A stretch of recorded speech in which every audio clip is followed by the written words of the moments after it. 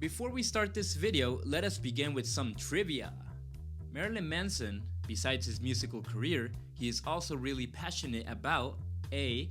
Beehives, B. Tie-dye shirts, C. Cannabis, or D. Absinthe. Stick with us throughout the whole video to know the answer.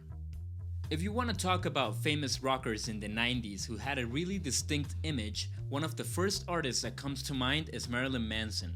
His image has evolved constantly during his career, and we will be taking a look at his transformation while sharing some interesting details about his life that you may not know about. Born Brian Hugh Warner in Canton, Ohio in 1969, the future rock star's family later moved to Fort Lauderdale, Florida, where he formed Marilyn Manson and the Spooky Kids. He created his stage moniker by combining the first name of a sex symbol, Marilyn Monroe, with the last name of a serial killer, Charles Manson. His band members followed suit. As a child, Marilyn attended Heritage Christian School, where they taught students the kind of music they shouldn't listen to. And like most other heavy metal musicians, he listened to exactly the kind of music that he was told not to. What a surprise. After high school, Manson joined a community college called Broward. There, he studied journalism and theater and worked as an entertainment journalist for a local magazine called 25th Parallel. This gave him the chance to interview with many famous musicians. While working as a journalist, he started his own band called Marilyn Manson and the Spooky Kids, as mentioned before. By the year 1992, they started gaining popularity due to their highly visual concerts, bizarre costumes, and shock techniques. Later that year, the band shortened its name from Marilyn Manson and the Spooky Kids to just Marilyn Manson. While cutting their teeth in South Florida clubs, they met Nine Inch Nails' Trent Reznor, who signed them to his record label and produced their debut LP, 1994's Portrait of an American Family, and then the Smells Like Children EP a year later. Reznor also brought them on his tour in support of his 1994 LP, The Downward Spiral. That set the stage for Marilyn Manson's breakthrough in 1996 with Antichrist Superstar, which gave them a radio hit in The Beautiful People. It also turned Manson into a lightning rod for controversy due to his lyrics and stage shows. David Bowie, a legendary English singer and songwriter, suffered from anisechoria, due to which his pupils were of two different sizes. Due to this, it seemed that the color of both his eyes are different. As an homage to David Bowie, Manson often wears contact lenses of two different colors. Another really interesting facet of Marilyn Manson's life is that he is also really into acting. His film debut was in David Lynch's Lost Highway in 1997. He also acted as a roller skating waiter in his favorite show, Eastbound and Down. He made another appearance in the final season of Sons of Anarchy as Ron Tooley, and he also was featured as himself in the comedy drama TV series Californication. Continuing with the music side of his life, the cover of Manson's popular 1998 album Mechanical Animals that featured the Shocker Rocker's head on a naked alien body was deemed offensive by major US retailers Kmart, Walmart, and Target, and they refused to sell it. On April 20th, 1999, shooters Dylan Klebold and Eric Harris massacred at Columbine High School. After the tragedy, students reported that both the shooters were fans of Marilyn Manson's music. However, the claim was later proved to be false. Some interviewers and reporters claimed that the lyrics of Manson's song and his controversial behavior on stage have a corrupting influence on nation's youth.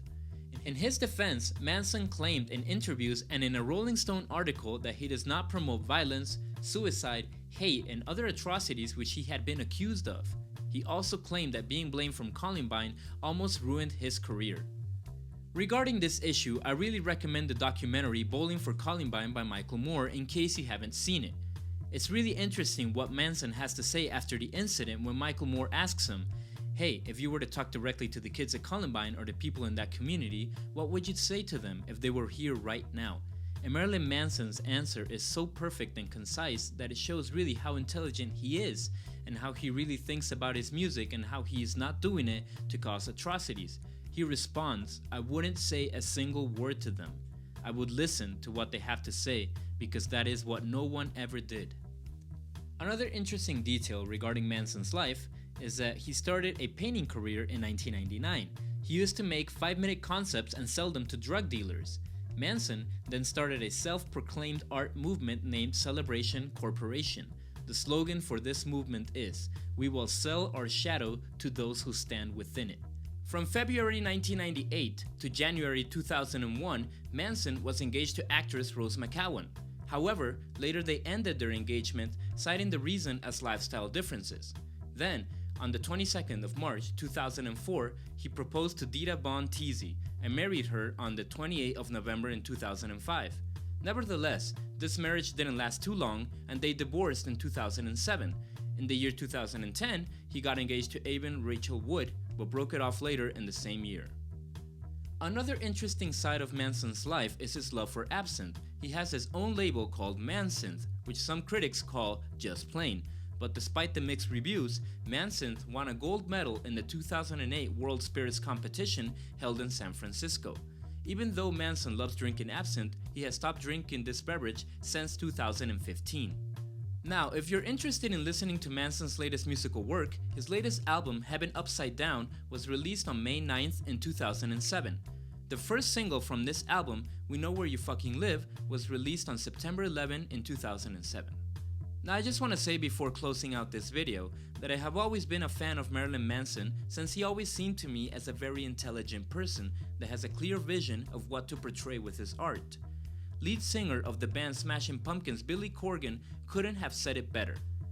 I quote, "He is very savvy in that he lets people think things about him or plays into things to see what will happen, almost like a performance artist. He is a visionary in a way because he identified a culture that was coming and now that culture is everywhere." Like most artists, he has had his ups and downs in his personal life and career, but I think it's safe to say that he has left a mark in heavy music with his powerful music, controversial stage personality, and image as the lead singer of the band of the same name, because very few artists in the 90s were as shocking as Marilyn Manson, the most famous of the shock rockers. Now if you enjoyed this video, please hit the like button, subscribe, and tell us what you liked or disliked about this video so we can keep on creating better content here at Mindspun.